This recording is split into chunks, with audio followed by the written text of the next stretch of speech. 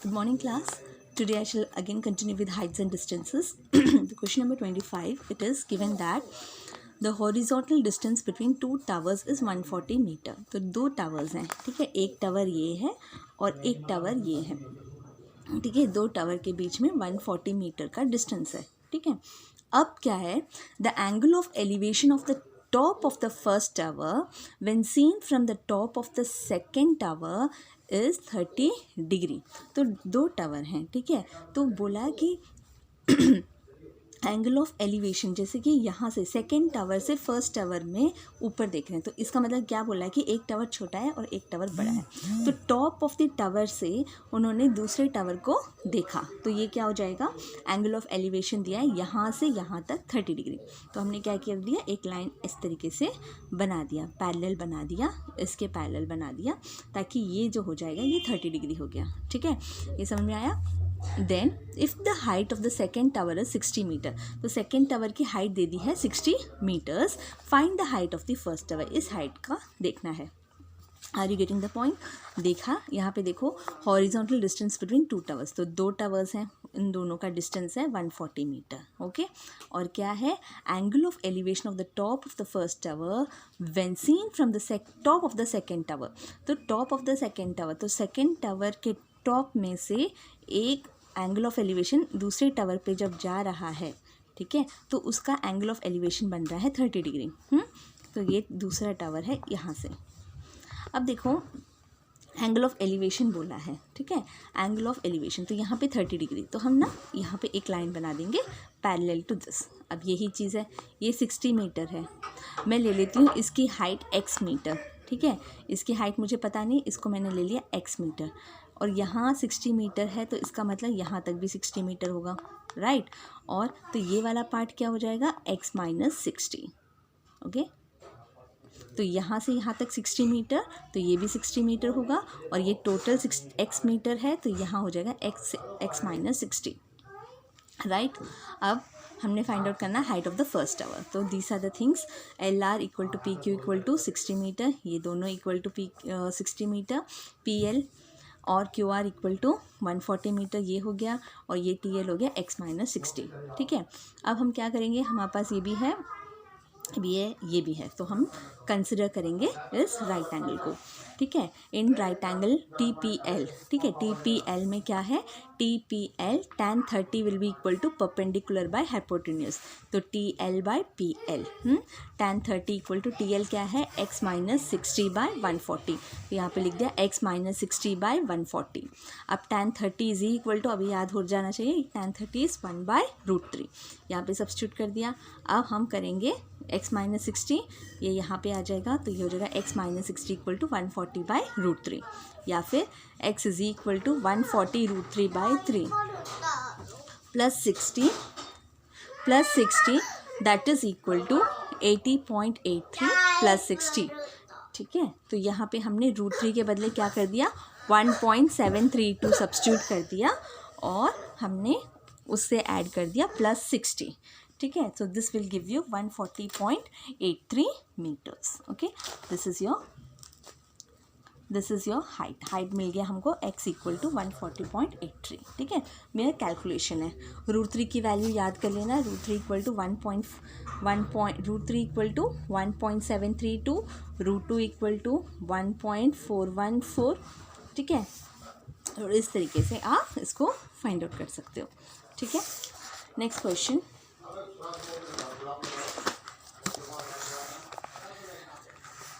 question, the angle of elevation of a pillar from a point A on the ground is 45 degree and from a point B diametrically opposite to A on the other side of the pillar is 60 degree. Find the height of the pillar given that the distance between A and B is 15 meter. ठीक है. Angle of elevation of a pillar, एक pillar है, इस तरीके से हमने एक pillar बना दिया, पिलर इस तरीके से, ठीक है. From a point A on the ground, तो एक ग्राउंड है, इस तरीके से एक ग्राउंड है, ओके. देखो, A ऑन अ पॉइंट, जब यहाँ से इस पिलर को देख रहे हैं तो 45 डिग्री बन रहा है, okay. And from a point B diametrically opposite to A, तो इसका ऑपोजिट, ये ए है, इसी के ऑपोजिट साइड में अगर आप देखोगे तो यहाँ ऑपोजिट साइड क्या होगा, ये वाला साइड। तो ऑपोजिट साइड में से जब टावर को, पिलर को देख रहे हैं, then the angle of elevation is 60 degree. और ये दे दिया है कि angle between them, distance between them is 15 metre. ये आपको सब दे रखा है, ठीक है। These are given to you, you have to find the height of the pillar, इस हाइट को देखना है, ठीक है। तो क्वेश्चन फ्रेम करने के बाद you will not have any problem. C D equal to X ये मिल गया, ठीक है। C D equal to X, angle of elevation of points A and B are, यहाँ से 45 डिग्री हो गया, यहाँ से 60 डिग्री हो गया। देखो अगर यहाँ से यहाँ तक 15 मीटर है, ओके, हम कंसिडर करेंगे क्या, एक ये राइट एंगल कंसिडर करेंगे और एक ये राइट एंगल कंसिडर करेंगे। तो हमें ये वाली पॉइंट पता होनी चाहिए ना कि ये क्या है। तो अगर मैंने ए डी को ले लिया वाई, ठीक है, ए डी मैंने ले लिया वाई, तो ये पॉइंट क्या हो जाएगा, ये टोटल 15 है, ठीक है। ए बी पूरा 15 है, यहाँ से यहाँ तक 5 है, तो ये वाई है, तो यहाँ पे क्या हो जाएगा 15 माइनस वाई, ठीक है। ये क्लियर हो गया। देन यहाँ पे हमने y को कंसिडर किया और यहाँ पे क्या हो जाएगा, टोटल इज 15 में से y गया, you will get B D, okay. Now in triangle C A D, so first we will consider this triangle. तो ये क्या है, tan 45 equal to x by y, है ना, perpendicular by base, perpendicular is x by y, tan 45 क्या है 1, तो 1 equal to x by y और y will be equal to x। तो यहाँ से हमें मिला y is equal to x मिल गया, ठीक है। देखो दो ट्रायंगल्स होंगे तो यू हैव टू सी कि दो ट्रायंगल्स अगर हैं तो what can be the chances in triangle C D B. अब ट्रायंगल सी डी बी देखो, सी डी बी हमारे पास ये है एंगल सी डी बी, तो ये हो जाएगा tan 60 is equal to perpendicular, हमने हाइट लिया है x और ये क्या लिया था 15 माइनस वाई था, है ना। तो x बाय 15 माइनस वाई, तो tan 60 is equal to √3 equal to x by 15 minus Y. अब हम क्या करेंगे, देखो यहाँ पे हो जाएगा x इज इक्वल टू, ये यहाँ पे आ गया √3 इंटू 15 माइनस वाई। हाँ ठीक है, 15 माइनस वाई, ओके। अब y क्या है, हमें यहाँ क्या मिला, y is equal to X मिला था ना, y इक्वल टू एक्स मिला था ना, तो यहाँ पे x के बदले क्या सब्स्टिट्यूट कर देंगे, y सब्स्टिट्यूट कर देंगे। तो जब दो ट्रायंगल्स में हम देखते हैं ना, तो यू हैव टू सी कि हमने क्या लिया है, फर्स्ट ट्रायंगल में हमें क्या मिला, ठीक है। जैसे यहाँ पे x इक्वल टू वाई मिला, ठीक है। कुछ क्वेश्चन में हमें क्या मिला था, जब दो ट्रायंगल्स इस तरीके से, यहाँ पे इस प्रीवियस क्वेश्चन में हमें ऐसे मिला था, जो लास्ट वीडियो मैंने बताया था कि बी सी की वैल्यू मिली थी, फिर हमने यहाँ पे बी सी की वैल्यू यहाँ पे सब्स्टिट्यूट कर दिया था। फिर इसी तरीके से यहाँ पे हमें x equal to Y root, ठीक है, x इक्वल टू वाई √3 था, तो यहाँ पे हमने क्या करना है, x के बदले वाई √3 सब्स्टिट्यूट कर दिया। जब भी हम दो ट्रायंगल्स को कंसिडर करते हैं, जो फर्स्ट ट्रायंगल में हमको मिला है वो सेकंड ट्रायंगल में हमने सब्स्टिट्यूट करना है। आई एम रियली सॉरी, ठीक है। तो ये हो गया यहाँ पे, I am sorry for the disturbance. तो यहाँ पे क्या है, तो जब भी दो ट्रायंगल्स की बात होती है, तो एक ट्रायंगल में जो हमें मिलता है वो हम दूसरे उसमें सब्स्टिट्यूट करके फाइंड आउट करते हैं। जैसे प्रीवियस वीडियो में भी ऐसे ही था, दो ट्रायंगल्स हुए थे, यहाँ से हमें इसकी वैल्यू मिली थी, फिर AC वैल्यू हमने दूसरे उसमें सब्स्टिट्यूट किया था, ठीक है। तो यही चीज़ है, nothing is difficult, you have to just simplify. Here is the question. तो ये हमने y equal to X substitute कर दिया, x equal to √3 into 15 minus √3x, x को साथ ले आओ, so x plus √3x equal to 15 √3, और यहाँ पे x कॉमन है, x को बाहर आया 1 plus √3, okay, 15 √3 by 1 plus √3, okay. यहाँ पे मैंने डायरेक्टली √3 के बदले 1.73 टू सब्स्टिट्यूट किया and I have got the answer 9.51। और else you can also do like this, 15 √3 by 1 plus √3 है, रैशनलाइज कर दो, है ना, 1 माइनस √3 1 माइनस √3, ठीक है। इस तरीके से भी कर सकते हैं, then also you will get the same thing, okay. Next question, बस अंडरस्टैंड्स, फ्रेम करना आना चाहिए. A man 1.8 high stands at a distance of 36 meter from a lamp post and cast a shadow 5.4 meter on the ground. Find the height of the lamp. ठीक है, क्या बोला है, एक लैम्प है.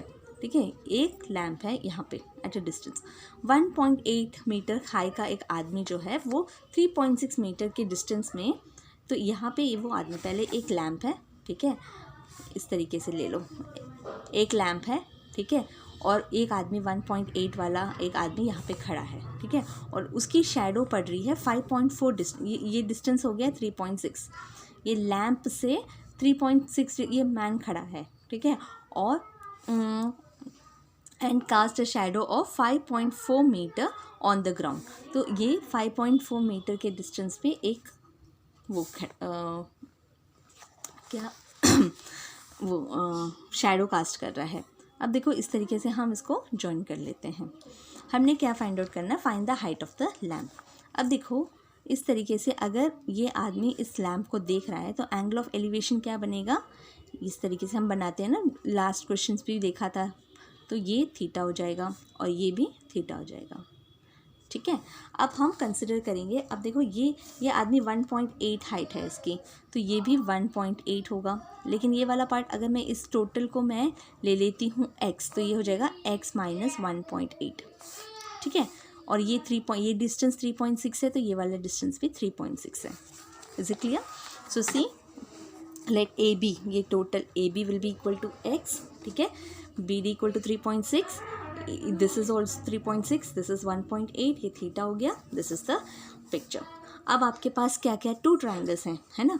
हम पहले ये वाला ट्राइंगल कंसिडर कर लो, triangle ACE, right angle triangle. एक ये वाला राइट एंगल ट्राइंगल कंसिडर कर सकते हो और एक ये वाला राइट एंगल ट्राइंगल कंसिडर कर सकते हो. 2 राइट एंगल ट्राइंगल्स को कंसिडर कर लो. ठीक है, तो इन ट्राइंगल ACE, तो tan theta will be equal to what, AE by CE. ठीक है, तो AE क्या है, x minus 1.8 by 3.6, tan theta perpendicular by base. तो ये हो गया x माइनस 1.8 बाय 3.6. और दूसरा यहाँ पे भी हमें थीटा की वैल्यू कुछ नहीं दे रखी. थीटा यहाँ पे tan theta equal to perpendicular by base. तो परपेंडिकुलर है 1.8 by 5.4, that will be equal to, निकालोगे यू विल गेट 1/3. अब देखो 2 इक्वेशन बन गए. दोनों में क्या है, tan थीटा, यहाँ पे भी tan थीटा, यहाँ पे भी tan theta. So they are both equal. So when they are both equal it means that x minus 1.8 by 3.6 is equal to 1/3. अब हम इसको क्रॉस मल्टीप्लाई करो, so you will get 3x minus 5.4 which is equal to 3.6. और अगर हम इसको यहाँ लेके आएंगे तो 3.6 plus 5.4 equal to 9.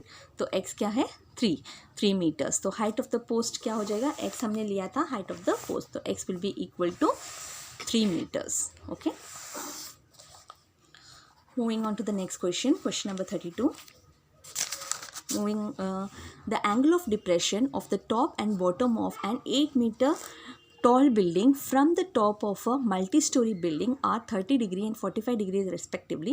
Find the height of the multi-storied building and the distance between the two buildings. So angle of depression क्या बोला है, top and bottom of 8 meter tall building are 30 degree and 40 degree respectively. तो एक multi storey building है, इस तरीके से एक मल्टी स्टोरी बिल्डिंग है. ठीक है, और यहाँ पे 8 मीटर का एक बिल्डिंग है. ठीक है, the angle of depression of the top and bottom of the 8 from the top of the multi storey building. ठीक है, इसमें से अगर हम इस बिल्डिंग के टॉप में भी देखेंगे और बॉटम में भी देखेंगे. ठीक है, वो क्या बोल रहे हैं, 2 बिल्डिंग्स हैं, एक मल्टी स्टोरी बिल्डिंग है, एक टॉल बिल्डिंग है.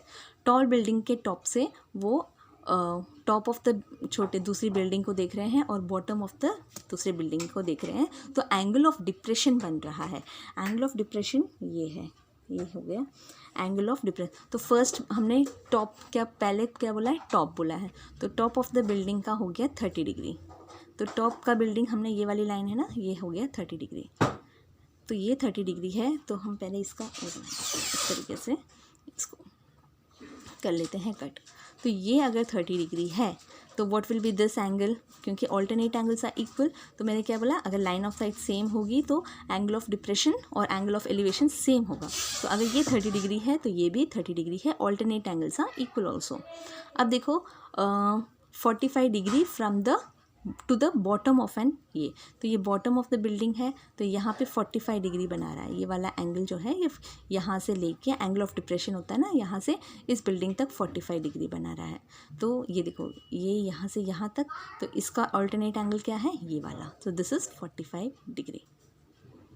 Okay, so like this.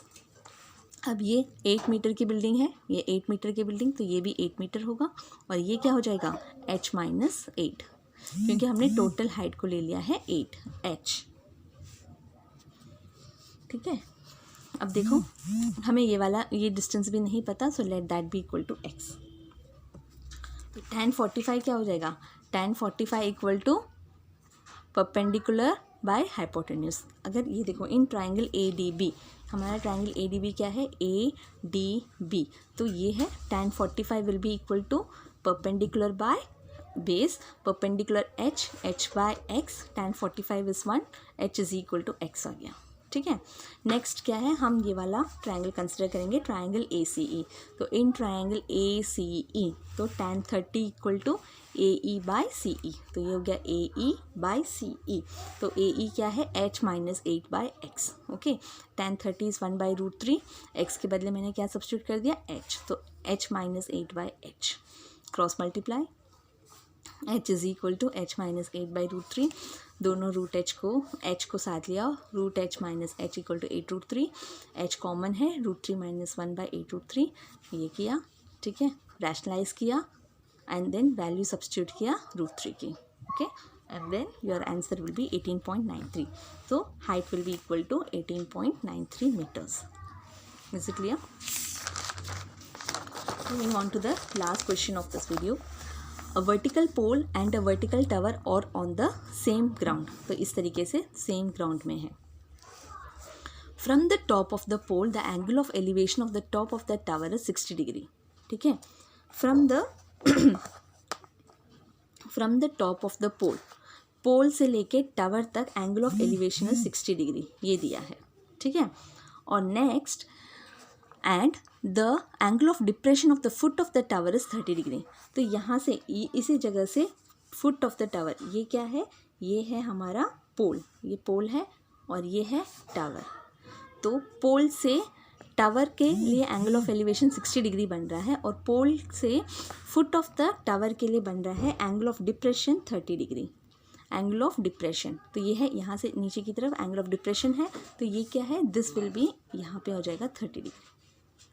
ठीक है, इस तरीके से हम लिखेंगे। तो यहाँ इस पोल से, इस पॉइंट से ऊपर को एंगल ऑफ एलिवेशन 30 डिग्री बन रहा है, एंगल ऑफ डिप्रेशन बन रहा है दिस इज 60 डिग्री, ये 30 डिग्री बन रहा है। Since alternate angles are equal, यहाँ पे 30 डिग्री हो जाएगा। Okay, moving on. So let the height of the tower be h। तो यहाँ पे क्या दिया है, the height of the pole is 20 metre is given. तो ये height of the pole 20 metre is given, तो ये हो गया 20 मीटर। तो ये है टोटल h, है ना, तो h-20 हो जाएगा। So let TR be the height of the tower, PL be the height of the pole which is equal to 20 metre. अब हम कंसिडर करेंगे ट्रायंगल PRL ये है 30 degree, tan 30 equal to perpendicular by base, perpendicular हमारा 20 है, base हमारा x है, tan 30 is 1/√3, 20 by x, तो cross multiply, x is equal to 20√3 आ रहा है। Now consider this triangle TPQ। तो tan 60 equal to TQ by PQ, tan 60 is √3, TQ क्या है, h-20 बाय x। ठीक है, x की वैल्यू यहाँ पे आप सब्स्टिट्यूट कर सकते हो, x is equal to 20√3। Now cross multiply, you will get 20√3 into √3 equal to h-20, or 60 equal to h-20, or h is equal to 80 meter. So height of the tower equal to 80 meter. Okay, I hope you have understood all these questions. Please complete these questions. Thank you.